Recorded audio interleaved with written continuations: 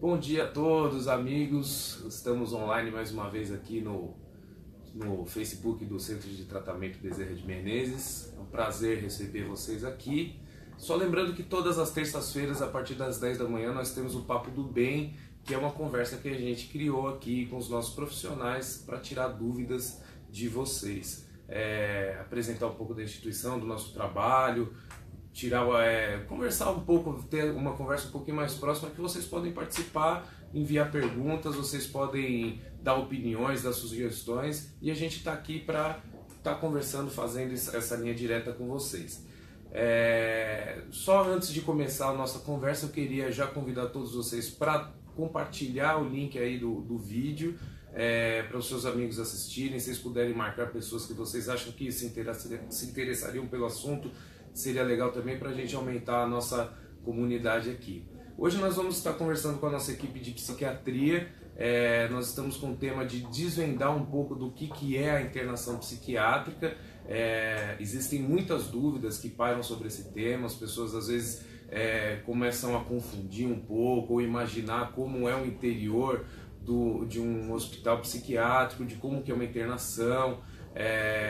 A gente acaba assistindo muito filme, vendo muita coisa fantasiosa, então a gente está aqui um pouco para desmistificar isso, né? Então eu tô aqui com o pessoal da psiquiatria, eles vão se apresentar e aí vão explicar um pouquinho de como que é o trabalho deles, e aí então vocês ficam abertos a fazer pergunta, a fazer comentário. Teve algum pessoal que já mandou na divulgação de ontem algumas perguntas, nós também vamos colocar ela no ar, né? E vocês estão livres aí para estar participando com a gente. Então, pessoal, fique à vontade para se apresentar e começar o nosso debate aí. Muito bem, então bom dia, meu nome é Ivete, eu sou psicóloga de formação, atualmente aqui como coordenadora da psiquiatria, né? Coordeno a equipe de psicologia, e nós estamos aqui para tirar todas as dúvidas, então participem, estamos à disposição. Bom dia, meu nome é Cida, é um prazer estar aqui com vocês hoje. Sou coordenadora de enfermagem, enfermeira de formação, e como a Ivete já compartilhou, a gente vai estar desmistificando um pouco a questão da internação psiquiátrica, tão discutida, né, e às vezes de uma maneira tão pejorativa e tão ruim. Então a gente quer desmistificar um pouquinho isso hoje com vocês pela manhã. Exatamente. Acho que é importante também salientar a amplitude de trabalhos que nós temos aqui no Bezerra de Menezes, né? Muitas pessoas não conhecem a instituição apenas como uma instituição para internação. E nós temos uma instituição que atende também outras demandas, né? Nós temos ambulatório, temos hospital-dia e hoje nós vamos focar principalmente na internação, mas é importante que o paciente possa circular, né, Cida, por todos esses serviços. Exato, durante o período de internação ele está na fase aguda, né, mas a gente pode pensar que nem sempre o doente está na fase aguda, então a gente tem outros níveis de atenção do atendimento. Seria um hospital-dia, como a Ivete falou, a internação, o ambulatório e uma porta de avaliação, um consultório de avaliação 24 horas, disponíveis também, que seria uma porta de entrada para a instituição, seja ela para o ambulatório, seja para o hospital-dia ou internação. Nós sabemos que existem casos específicos em que a internação é indicada. Então, nesses casos onde as pessoas estão no momento de crise, né, da doença, é importante que ela esteja em um ambiente protegido. Momentos em que ela pode oferecer riscos a si mesma, a outras pessoas, momentos em que ela não consegue se cuidar, que a família muitas vezes não está conseguindo dar o cuidado que essa pessoa precisa. Então, neste momento, nós temos aí a internação que pode atender a este paciente. E, na verdade, a internação tem esse objetivo mesmo, né? Estabilizar o quadro agudo. O paciente está na crise, então, naquele momento, ele pode oferecer, como a Ivete falou, um risco para ele mesmo ou para outros. Então, a ideia é de estabilizar o quadro psiquiátrico, ajustar a medicação. Às vezes, o paciente não está bem porque a medicação ou está insuficiente, ou está promovendo algum efeito colateral, ou o paciente não está tomando a medicação, então ela tem também esse objetivo. Às vezes o doente acaba desenvolvendo uma outra doença junto, que a gente chama de comorbidade, que ele tem uma doença psiquiátrica e às vezes acaba associando um outro distúrbio. Então, a internação também se presta a este fim, fazer diagnóstico. Outro objetivo da internação são diagnosticar problemas ou necessidades psicossociais para a recuperação desse paciente. Então, um ajuste no local de trabalho, às vezes aquele local de trabalho traz mais prejuízo do que ganho para aquele doente. Então, habilitar o doente a como lidar com essa situação de crise e discutir, às vezes, também com a própria instituição. Nós somos referência para algumas empresas, então também temos um canal aberto com as empresas, o que é muito bom, né? Discutir se aquele local é melhor, é o mais adequado para aquele paciente que está vivenciando um momento de crise, né? Também por se tratar de uma doença crônica, a gente visa a prevenção de outras crises, então a internação também tem um caráter psicoeducacional, né? Então, como ajudar o paciente a entendê-lo, a entender que ele tem um problema, que ele tem uma doença e a importância de tomar a medicação, de evitar algumas situações que podem ser gatilho para uma crise, na vigência da crise, como lidar, né? Então também ela tem esse caráter educacional. E integrar a família do paciente, porque também a gente entende que não adianta tratar só o paciente, mas é importante esse olhar para a família, que nessa instituição a gente percebe que tem esse olhar e que também cuida da família. A família muitas vezes adoece junto com o paciente. E aqui, durante o período da internação, nós temos um atendimento de família, né, Ivete? Nós temos um grupo que acontece às quartas-feiras quinzenais com uma psicóloga, a psicóloga Tatiane. Ela conduz esse grupo justamente psicoeducativo, não é um grupo psicoterápico. O que é um grupo psicoeducativo? É um grupo que traz realmente todas essas doenças, traz a forma de lidar com elas. Então a família muitas vezes fica angustiada por não saber como fazer com a medicação da forma correta.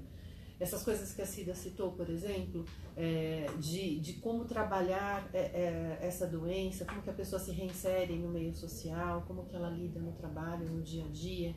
A família tem um papel importantíssimo nisso. Então, como que a família vai fazer isso sem orientação? Nós sempre dizemos que a participação da família pode, inclusive, evitar novas crises, pode evitar novas internações. A responsabilidade não é da família, mas a família pode ter uma grande participação.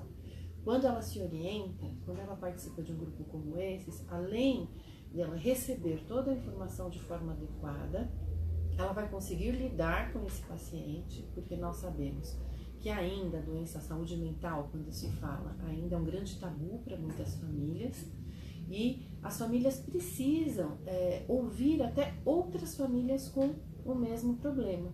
E este grupo funciona assim também, você consegue ouvir uma outra família e aí você consegue perceber que você não está sozinho e tem a orientação correta. Com a orientação correta, quando o paciente começar a apresentar pequenas mudanças no comportamento, você já vai saber que isso pode estar levando a uma nova crise. Você consegue identificar antes que a crise efetivamente chegue.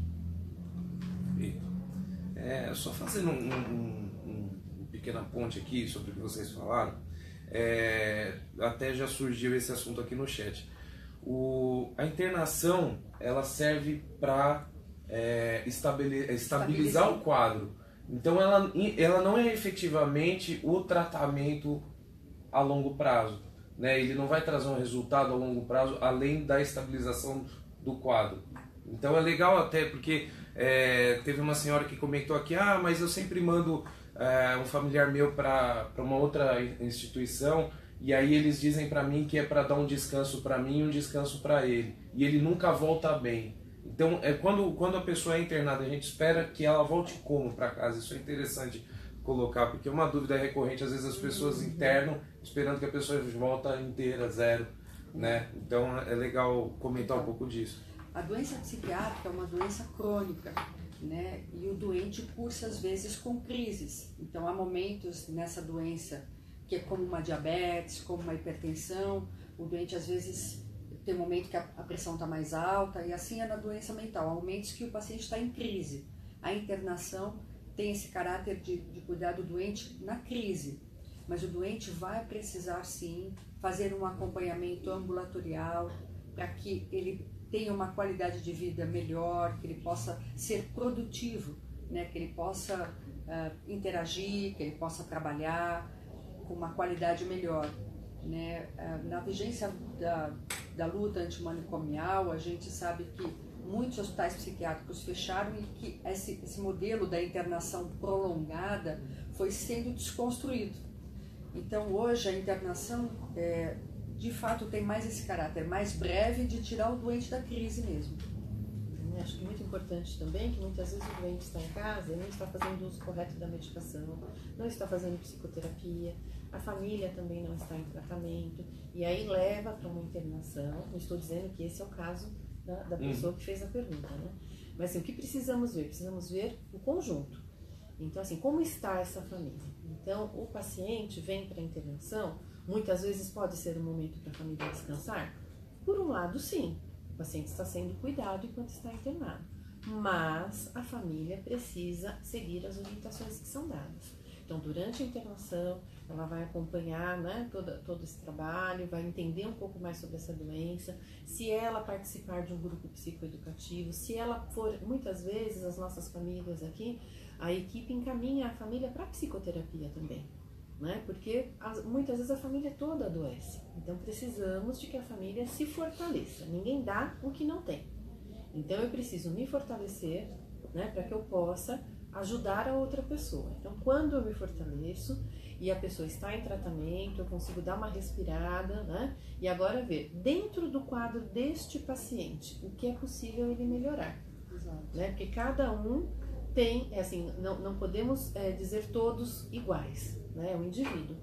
Então, olhamos para esse indivíduo, é importante que o médico tire todas essas dúvidas neste sentido. Então, assim, quais as possibilidades deste paciente? Então, ele pode ainda se desenvolver, ele pode fazer uso de um hospital dia, por exemplo, né? Onde depois teremos aqui um programa que o pessoal do hospital dia vai esclarecer como que funciona.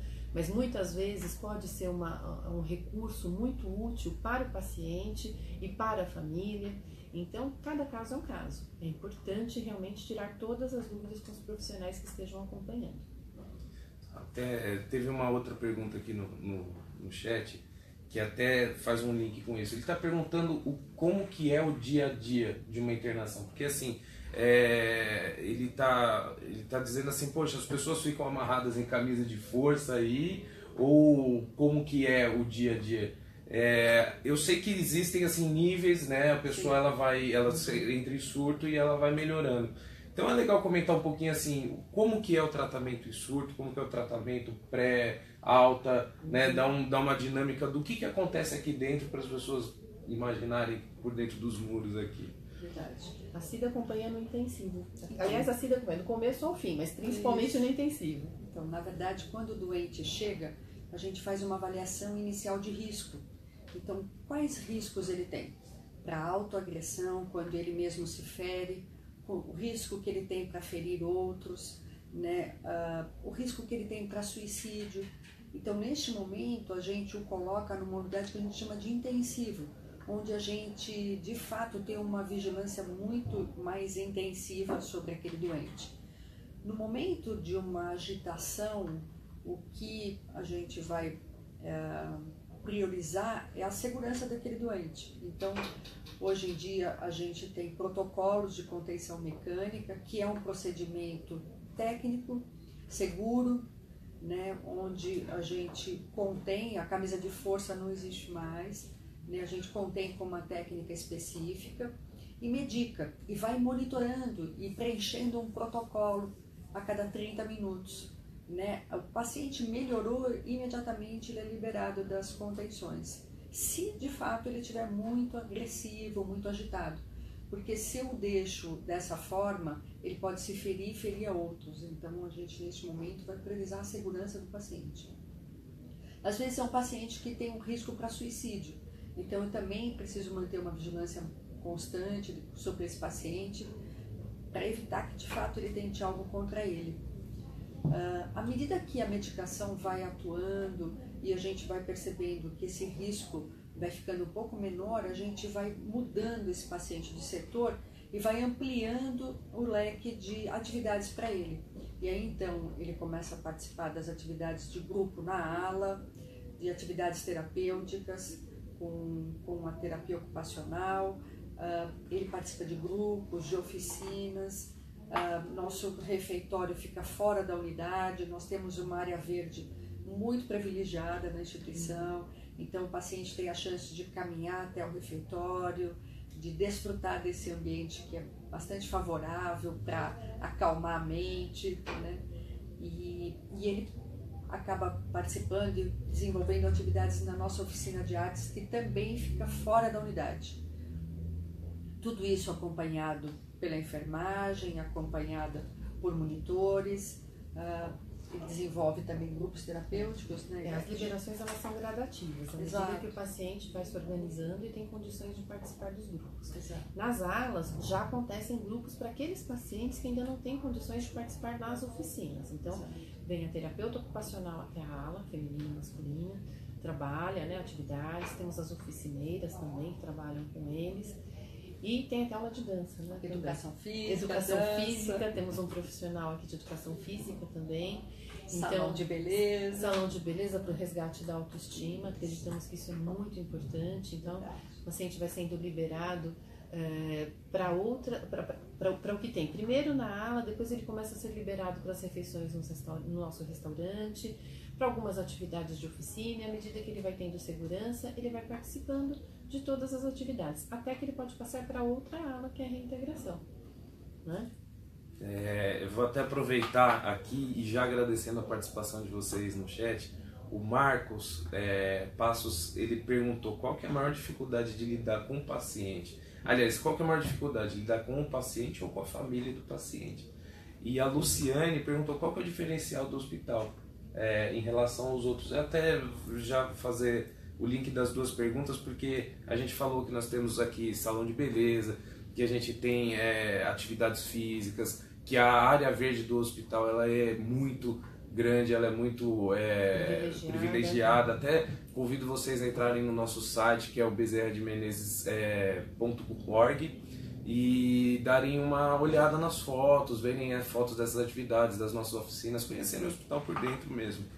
E a gente também tem um programa de família, que é um diferencial da instituição. A gente faz uma atividade toda voltada à educação da família, para lidar com o paciente, para lidar com a situação, para conseguir entender o que está se passando na vida dela.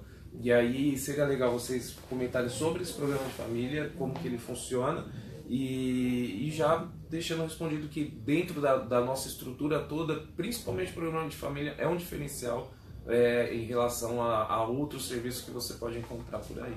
Nosso programa de família ele acontece às quintas-feiras, e o objetivo maior é que a família permaneça o maior tempo possível junto com o seu familiar. E, ao mesmo tempo, receba as orientações médicas, psicológicas, do serviço social também, que nós temos o serviço social que atua diretamente com a família e com o doente. Então, a família é acolhida, passa por um momento de reflexão, depois a família vai conhecer toda a equipe, né? A equipe se apresenta, o pessoal também dos outros departamentos que a família poderá vir a fazer uso, como o Hospital Dia, né? Como os grupos de psicoeducativos que eu já citei. E neste momento também tem a apresentação do nosso coral, que é uma das atividades que os pacientes fazem parte, é um momento de integração, porque neste coral nós temos pacientes do Hospital Dia, temos pacientes das alas, né? Temos pacientes da reintegração, de todas as alas, e é muito emocionante quando a família chega e encontra o seu familiar participando do coral. Né? Depois do coral, as famílias nós separamos, né, pelas alas, por onde o paciente está alocado naquele momento, e é um momento de integração realmente das famílias. Os médicos e os psicólogos, os pacientes são atendidos por uma dupla terapêutica, sempre o mesmo médico e a mesma psicóloga, a partir do momento que ele passa para a ala, sai do intensivo, que a Cida citou, né, onde tem uma médica específica também para o intensivo, e aí ele vai ser visto por essa dupla. Então ele tem a oportunidade de ficar mais tempo com o familiar e depois tirar todas as dúvidas com o médico e a psicóloga. Também acontece para aquelas famílias que o paciente ainda está no intensivo, que é a família que muitas vezes chega muito mais ansiosa, muito mais angustiada, a Cida faz esse acolhimento. não é, Cida? Então, porque respondendo até a pergunta que foi feita, né, a gente entende que os dois são o nosso desafio, tanto o doente quanto a família. Exatamente. Né? O nosso foco é o núcleo familiar, esteja um doente ou todos doentes, o nosso foco é atender bem essa instituição família, né? E ter o doente restaurado da crise e a família habilitada para acolhê-lo de uma maneira mais saudável, né? A gente entende que não é fácil ter um familiar com uma doença psiquiátrica na família, a gente entende o desgaste que gera isso e pensando nisso, né, com esse foco é que a gente tem se preocupado bastante em acolher a família e cuidar no sentido de capacitar, de habilitar para que esse momento não seja tão sofrido como a gente sabe que muitas vezes é. Né? Exatamente. Então é feito um acolhimento específico dos familiares dos pacientes do intensivo pela SIDA e é feito também um acolhimento específico aos familiares de primeira vez pela Ruth, que é a nossa assistente social. Então a Ruth acolhe as famílias de primeira vez para tirar todas aquelas dúvidas, angústias de internação, explicar toda a rotina da internação, tudo que vai acontecer com este paciente. E também, no mesmo dia, só que ao final do programa de família, a Ruth também conduz um grupo de altas. Então aqueles pacientes que têm uma alta programada para a semana, né, eles vão ser orientados, as famílias serão orientadas de o que fazer a partir do momento que saem daqui. Qual vai ser a indicação para o paciente, o que fazer com as medicações, medicação de alto custo, tudo eles vão receber essa orientação. E, por outro lado, os pacientes já receberam, que estão na programação de alta, um grupo também de alta que acontece na quarta-feira, né, onde eles têm inclusive a oportunidade também de avaliar o serviço pelo qual eles passaram. Eles preenchem lá uma avaliação do que foi, podem fazer as críticas, as reclamações e os elogios também. Perfeito. Tem uma outra pergunta aqui de uma pessoa dizendo o seguinte: ela tem um familiar que tem diabetes.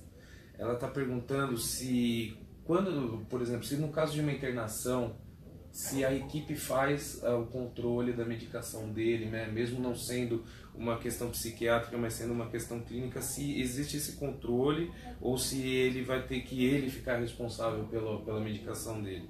Não, a gente tem, a maioria dos pacientes tem uma doença clínica associada, né?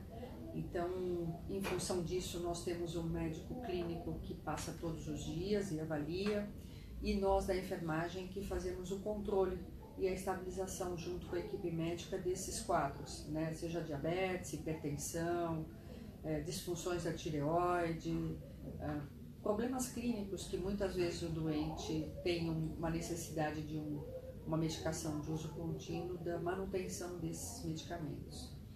Ah, legal. O Daniel mandou uma pergunta aqui que é interessante mesmo. Um paciente que combina um surto psicológico com uso de drogas, qual que é o tratamento que ele vai ter? Dependência química ou psiquiatria? Então, isso tem sido cada vez mais comum. O Daniel? Daniel. Viu, Daniel? Isso tem sido cada vez mais comum para a gente aqui. Uma que a gente chama de psicose induzida por substâncias. Então, naquele momento que o paciente chega muito psicótico, a gente instala esse doente na unidade da psiquiatria. Porque naquele momento ele está num surto psicótico. Então, a equipe da psiquiatria está mais habilitada para manejar essa crise. E assim que sai dessa crise, a gente o coloca na unidade da dependência química. Então, o paciente pode transitar também, né? Exato. Entre as duas unidades. E se ele estiver também, foi internado na dependência química e houver também alguma questão psiquiátrica grave, ele pode ser transferido para a psiquiatria. Então, o importante é que o paciente esteja onde for mais adequado para ele. Ele pode ser atendido nas duas necessidades. Exato. Perfeito. Tem uma pessoa perguntando aqui também. Quando eu não digo o nome da pessoa é porque ela está expondo questões particulares dela aqui, então eu não vou expor para todo mundo, tá? Mas ela está dizendo o seguinte: eu tenho um irmão que ele tem uma atitude um pouco psicopata, ela entende como psicopata, né? Ele é agressivo, ele persegue ela, quer saber. Ela queria saber assim, por exemplo, o que ela pode fazer primeiro para identificar se ela está numa relação com um psicopata, e se sim, o que ela pode fazer para ajudar. No caso, tipo, trazer para uma internação, mas a pessoa não quer, existe internação involuntária. Por exemplo, eu tenho uma pessoa em casa que está completamente fora de controle, o que eu posso fazer para trazer ela para o hospital? Ou o que eu faço? Tipo, me tranco no quarto, o que eu faço? Entendeu? Então, uma coisa que nós falamos no início, nós contamos com um consultório de avaliação 24 horas aqui, onde o paciente passa por uma avaliação com um psiquiatra mesmo. Então, o que eu sugiro para você é que você o traga para uma avaliação, né, psiquiátrica, ou agende uma avaliação de ambulatório. Né? Eu acho que seria mais seguro para você trazê-lo para uma avaliação com um especialista, né, que vai estar identificando se ele tem um transtorno ou não. Se tem, que ele possa tratá-lo. Né? Eu sugiro que você não minta, que você de fato fale a verdade, seja franca, sugerindo uma avaliação. Muitas vezes é difícil do doente se achar doente, né?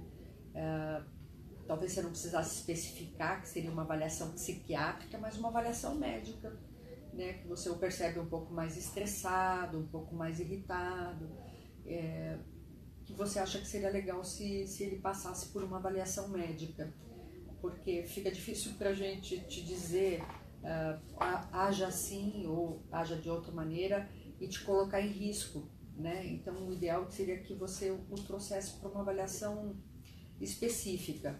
Na avaliação, o médico imediatamente identifica se esse doente,